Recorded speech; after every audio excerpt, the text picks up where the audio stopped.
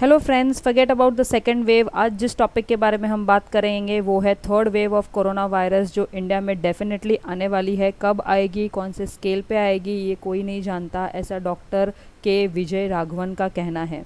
That is why the country is concern about it because it can affect the kids. That's what Supreme Court is saying to the centre. Average daily cases India की हम बात करें तो it is around 4 lakh cases which has been coming every day, और it's a matter of concern right now.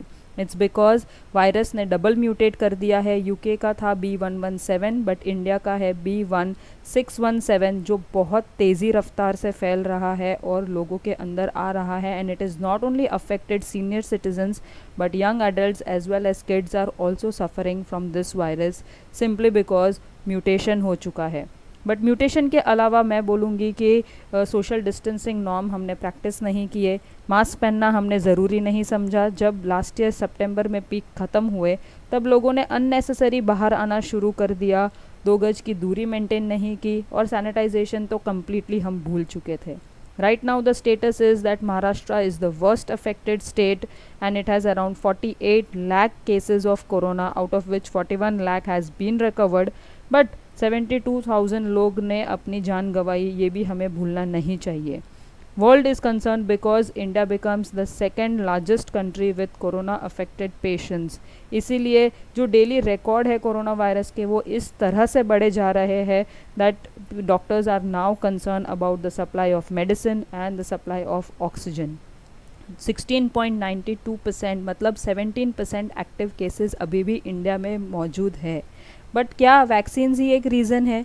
ये जो political rally waste Bengal में हमने हाल ही में देखी, क्या वो इतनी ज़रूरी थी करनी? वे there were thousands and thousands of workers available for these politicians, जहाँ पे सोशल डिस्टेंसिंग हमने प्रैक्टिस नहीं की, मास्क पहनना हमने ज़रूरी नहीं समझा, सैनिटाइजेशन रखना हमने ज़रूरी नहीं समझा, और ये event became the super spreader. जिस तरह से लोग रैली को, वोट को प्रमोट कर रहे थे, इसे तो सुपर स्प्रेडर बनना ही था। बिकॉज हमने जो नॉर्म्स, हमने ऐसा मान लिया था दैट कोरोना वायरस चला गया है। वेस्ट बंगाल के अलावा मुझे ऐसा लगता है कुंभ मेला जो रिसेंटली हुआ था अप्रैल में, that is also responsible for the super spreading of the virus, because 1700 लोगों को डिटेक्ट किया गया था कोरोना वायरस, और इस वजह से ये पूरी कंट्री में फैलता चला गया। हम रिलीजियस सेंटिमेंट्स को समझते हैं, बट जब पैंडमिक जैसी सिचुएशन होती है तब गवर्नमेंट को ये सब फेस्टिवल्स और ये सब गैदरिंग करने की क्या ज़रूरत थी? अगर हम 1-2 साल रुक सकते हैं तो डेफिनेटली ये सुपर स्प्रेडर हम रोक सकते थे।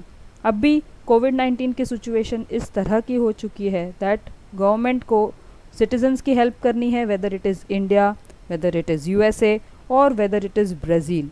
सिटीजन्स को गवर्नमेंट की हेल्प करनी है और गवर्नमेंट को सिटीजन्स की हेल्प करनी है। This blame game is not gonna work. हम सब कंट्रीज़ साथ में मिल के अगर वैक्सीन्स बनाते हैं और लोगों तक पहुंचाते हैं तो डेफिनेटली हम ये वायरस पे अपना कंट्रोल पा सकते हैं। मुझे ऐसा लगता है दैट हमें ये ब्लेम गेम नहीं खेलनी चाहिए और एक दूसरे की मदद करनी चाहिए।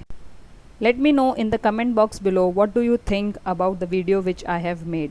अगर आपको भी ऐसा लगता है जैसा मैं सोच रही हूँ तो डेफिनेटली कमेंट कीजिए, लाइक कीजिए, शेयर कीजिए। तब तक के लिए take care and bye bye.